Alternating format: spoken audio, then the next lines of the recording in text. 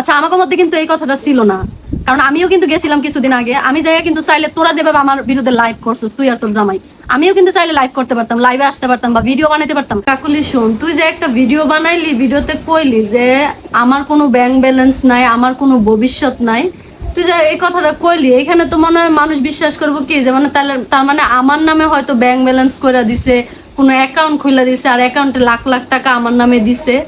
তুই কিন্তু ভালো করেই জানোস যে সম্পূর্ণ টাকা পয়সা কিন্তু নয়নের কাছেই থাকে, আর আমাদের অ্যাকাউন্ট একটাই, ওই একটা অ্যাকাউন্টেই কিন্তু সমস্ত টাকা থাকে। না কাকুলির নামে কোনো অ্যাকাউন্ট আছে, না আমার নামে, আমাদের দুইজনের নামে, কারোর নামে কিন্তু নাই। সবকিছু ওর কাছে থাকে, আমাদের যখন যেটা প্রয়োজন হয় সবকিছু আমাদেরকে দেয় নয়ন কিনা।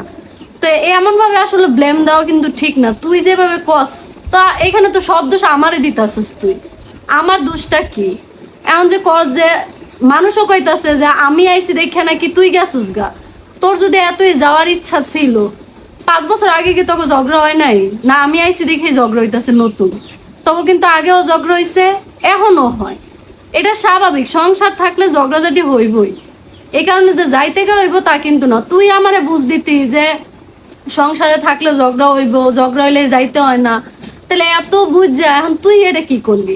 মানুষের চোখে মনে কর আমারও খারাপ বানাইলি, নয়নরাও খারাপ বানাইতাছস, আবার কাউসারে নিয়ে গেছস। তুই তো এখন মানুষের মতো সিম্পাতি নিবি, বাচ্চা কোলে নিয়া তাই নে। তুই যেহেতু এটা চাইতাছস তুই নিতে থাক, তোর যা ইচ্ছা তুই ক। তো মানুষের চোখে খারাপ বানায় যদি তুই ভালো হইতে পারস তুই ভালো। আমি কি কোনো একটা ভিডিও বানাইছি যে কয়দিন আসিলাম আমার বাপের বাড়ি? কিন্তু তুই যাওয়ার সাথে সাথে ভিডিও বানাই লেলি। তুই গেছস আগের দিন, পরের দিন সকালবেলা দেখি তো ভিডিও। তো এইটা তোর কথা ছিল না? আমরা সবসময় কইছি যদি আমাদের মধ্যে যত কিছু হইয়া যাক, আমরা কোনো দিনও সোশ্যাল মিডিয়াতে আইসা আমাদের কোনো গিবত কমো না। যেমন তোর গিবত আমি কমো না, আমার গিবত তুই কবি না। আমাদের মধ্যে যা কিছু হোক এটা সবসময় হাইট থাকবো। কিন্তু তুই কি করলি? হাইট রাখলি না। কিন্তু আমি পূর্ণিমা কিন্তু করি না এই কাজটা। আর তুই যে ভবিষ্যৎ করস, যে বিয়া করছে হের কি কোনো দায়িত্ব নাই? হেরই কিন্তু মাথা ব্যথা বেশি আমগোর চাইতে। যে আমগো তিনটা মানুষ, যেমন তুই, আমি, কাউসার, হ্যাঁ আমাদের তিনজনের ভবিষ্যৎ কেমনে কইরা দিব? এখন আমি প্রেগনেন্ট, আমার একটা বাচ্চা কাচ্চা হইব, ওটারও ভবিষ্যৎ আছে। তো ওর বেশি মাথা ব্যথা। আর আমরা তো এমন না যে লাখ লাখ টাকা ইনকাম করতেছি এখনই তোর ভবিষ্যৎ লাগবো। হোক আস্তে আস্তে রইয়া সইয়া খা। মানে তুই যখন তাড়াতাড়ি খাইতে চাস তাহলে তোর হইব না। এখনই যদি তুই তোর ভবিষ্যৎ চাস, ও কেমনে করে দিব?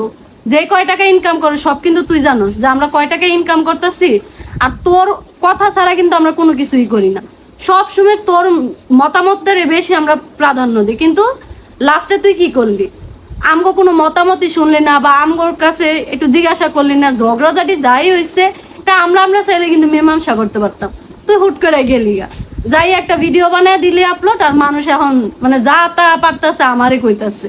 তা আমারে কথা শোনায় যদি তুই ভালো থাকতে পারোস থাক, দোয়া করি। তবে একটা কথা আমি আবারও কই, তোর লাগে আমগো দরজা সারা জীবন খোলা। তো যখন ইচ্ছা হইব তুই কাউসারে নিয়ে আয়।